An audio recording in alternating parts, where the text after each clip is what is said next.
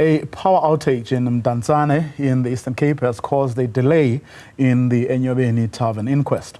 State witness and survivor of the tragedy, Nalo Mthizana, was due to continue with her testimony. She will now be back in court tomorrow when proceedings resume. The inquiry is trying to establish who should be held criminally liable for the deaths of the 21 teenagers who died in the establishment 2 years ago.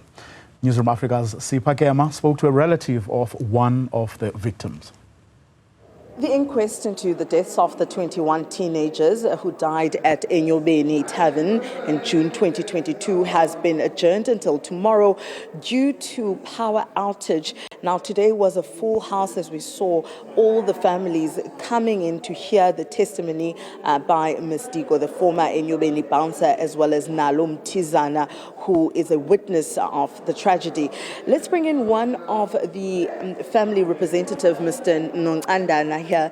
Mr. Mdantsane, thank you so much, sir, for joining us. I think one thing is it must be frustrating getting any other postponement, even though there's nothing that can be done.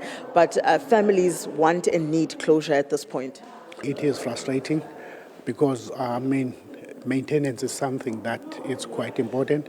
We should know about it already by yesterday so that the court doesn't even start to sit today. But it's an unfortunate thing, and that's something that is beyond our control.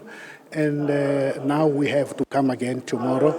And it's quite difficult for the parents to come each and every day because most of them are not staying in the area of Mdantsane and most of them are unemployed. So it takes quite a bit in their pockets. But we have to be here.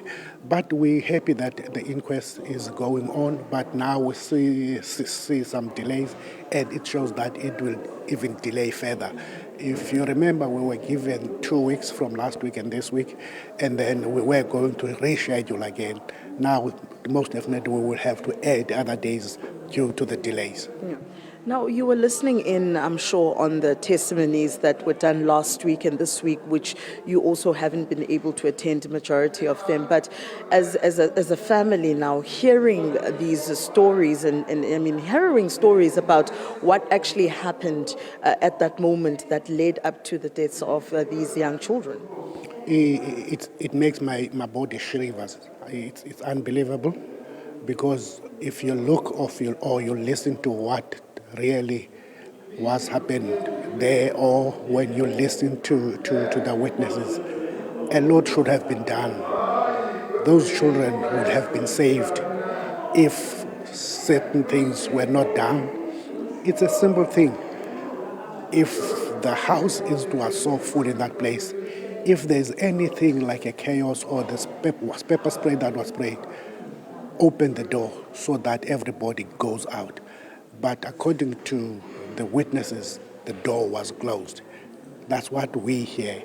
Even the boys who were with my boy, who survived that fateful night, they were saying the same thing, that the door was closed. The children couldn't go out, whereas the place was pepper sprayed and it was so full.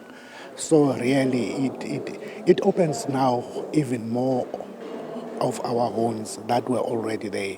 So we hope when the inquest finishes off, at least we will know what really happened to our children. Because we rejected what the Department of Health said was the cause of death of the children.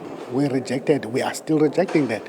Because the doctor who actually presented that to us, he said the children, they died while standing, because it was too full to that area as they were dancing. That's why he even said as they were dancing, they squeezed each other and they started to fall and they died. That's what he said to us. You can imagine that. We'll continue to keep a close eye on the Enyobeni tragedy inquest here at the Mdantsane Magistrates Court as it resumes tomorrow. For Newzroom Afrika on Channel 405, I'm Sipha Kema at the Mdantsane Magistrates Court.